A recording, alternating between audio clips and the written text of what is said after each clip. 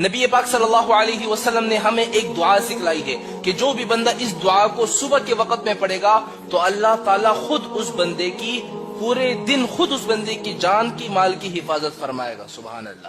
صرف ایک مرتبہ دعا پڑھ لینے سے اللہ خود اس بندے کی جان مال کی حفاظت کرے گا. اور جو بندہ اس دعا کو شام کے وقت میں پڑھ لے تو شام سے لے کر صبح تک اللہ تعالیٰ خود اس بندے کی جان کی مال کی حفاظت فرماتا ہے.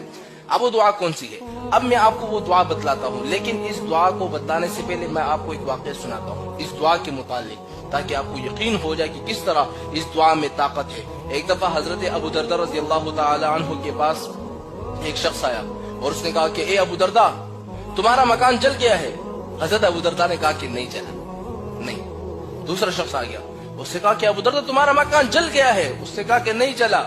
تیسرا شخص آیا اور تیسرے شخص نے آ کر کہا کہ ابو دردہ، آگ جل رہی تھی لیکن جیسے ہی تمہارے گھر کے پاس آگ پہنچی تو وہ آگ خود بخود بجھ گئی. حضرت ابو دردہ رضی اللہ تعالی عنہ نے کہا کہ میں جانتا تھا کہ ایسا ہی ہوگا.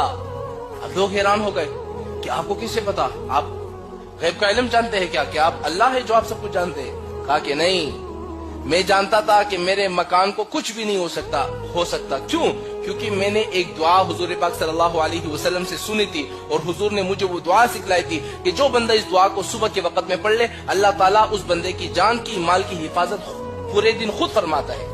اب وہ دعا کون سی ہے؟ تو میں آپ لوگوں سے کہتا ہوں، اگر آپ لوگوں کے مکان ہے، آپ لوگوں کی دکان ہے، کاروبار ہے، آپ چاہتے ہیں کہ یار ہمارے کاروبار محفوظ ہو جائے، پورے دن جان مال کی حفاظت ہو جائے، تو اس دعا کو صبح کے وقت میں ایک دفعہ پڑھ لو. پورا دن تمہارے دکان کی، مال کی، دولت کی، سب چیزوں کی اللہ تعالیٰ خود حفاظت فرمائیں گے.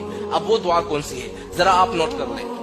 وہ دعا یہ ہے: اللہم انت ربی لا الہ الا انت علیک توکلت وانت رب العرش الکریم ما شاء اللہ کان وما لم یشأ لم یکن اعلم ان اللہ علی کل شیء قدیر وان اللہ قد احاط بكل شیء علما اللہم انی اعوذ بک من شر نفسی ومن دابۃ انت آخذ بناصیتها ان ربی علی صراط مستقیم. یہ وہ دعا تھی کہ جو بندہ اس